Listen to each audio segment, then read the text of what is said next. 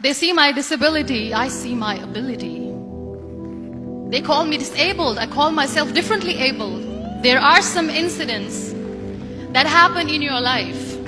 Those incidents break you, deform you, but they mold you into the best version of you. And the same thing happened to me. I was 18 years old when I got married. My father wanted me to get married. And all I said was, if that makes you happy, I'll say yes. And of course, it was never a happy marriage. Just about after 2 years of getting married, I met a car accident. Somehow my husband fell asleep and the car fell in the ditch.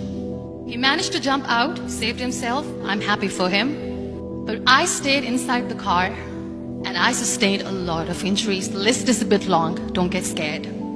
The wrist was fractured. Shoulder bone and collarbone were fractured. My whole rib cage got fractured. And because of the rib cage injury, lungs and liver were badly injured. I couldn't breathe. I lost urine and bowel control. That's why I have to wear the bag wherever I go. 3 vertebrae of my backbone were completely crushed. And I got paralyzed for the rest of my life. I finally ended up in a hospital where I stayed for 2.5 months. I underwent multiple surgeries. One day, doctor came to me and he said, well, I heard that you wanted to be an artist, but you ended up being a housewife. I have a bad news for you. You won't be able to paint again because your wrist and your arm are so deformed, you won't be able to hold a pen again. Next day, doctor came to me and said, your spine injury is so bad, you won't be able to walk again. Because of your spine injury and the fixation that you have in your back, you won't be able to give birth to a child again. That day, I was devastated. I asked my mother, why me? And that is where I started to question my existence. Why am I even alive? And that is where I realized that the words have the power to heal the soul.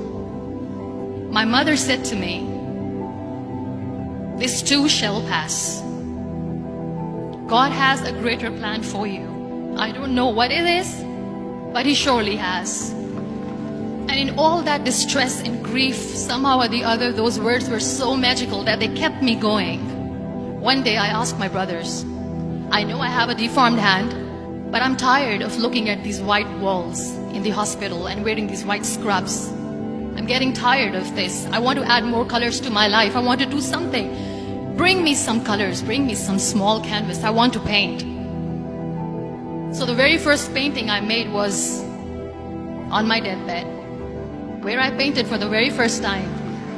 It was not just an art piece or just my passion. It was my therapy. And then I was discharged and I went back home. And I went back home and I realized that I have developed a lot of pressure ulcers on my back and on my hip bone. I was unable to sit.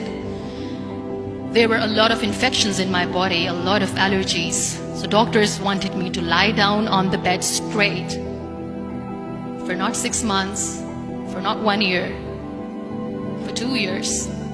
I was bedridden, confined in that one room, looking outside the window, listening to the birds chirping, and thinking maybe there will be a time when we'll be going out with the family and enjoying the nature. That was the time where I realized how lucky people are. That is the time where I realized that the day I'm going to sit, I'm going to share this pain with everyone to make them realize how blessed they are, and they don't even consider them lucky. That day I decided that I'm going to fight my fears. We all have fears. Fear of unknown, fear of losing people, fear of losing health, money. We want to excel in career, we want to become famous, we want to get money. We are scared all the time. So I wrote down one by one all those fears. And I decided that I'm going to overcome these fears one at a time. You know what was my biggest fear? Divorce. I was trying to cling on to this person who didn't want me anymore, but I said no. I have to make it work. But the day I decided that this is nothing but my fear, I liberated myself by setting him free. And I made myself emotionally so strong that the day I got the news that he's getting married, I sent him a text that I'm so happy for you and I wish you all the best. And he knows that I pray for him today. Number 2 was, I won't be able to be a mother again. And that was quite devastating for me. But then I realized there are so many children in the world, all they want is acceptance. So there is no point of crying, just go and adopt one. And that's what I did. People think that they will not be accepted by the people because we, in the world of perfect people, are imperfects. So I decided that instead of starting an NGO for disability awareness, which I know will not help anyone, I started to appear more in public. I started to paint. I decided that I'm going to join the national TV of Pakistan as an anchor person. And I've been doing a lot of shows for the last 3 years. I became the National Goodwill Ambassador for UN Women Pakistan. And now I speak for the rights of women, children. We talk about inclusion, diversity, gender equality, which is a must. Every time I go in public, I always smile. It's always a big toothy smile on my face. And people ask me, don't you get tired of smiling all the time? What's the secret?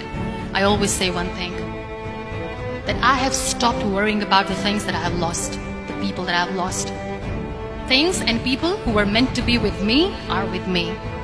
And sometimes, somebody's absence makes you a better person. Cherish their absence. It's always a blessing in disguise. Live your life fully. Accept yourself the way you are. Be kind to yourself. Be kind to yourself. I'll repeat, be kind to yourself, and only then you can be kind to others. Love yourself and spread that love. Life will be hard. There will be turmoils, there will be trials, but that will only make you stronger. So when you accept yourself the way you are, the world recognizes you. It all starts from within.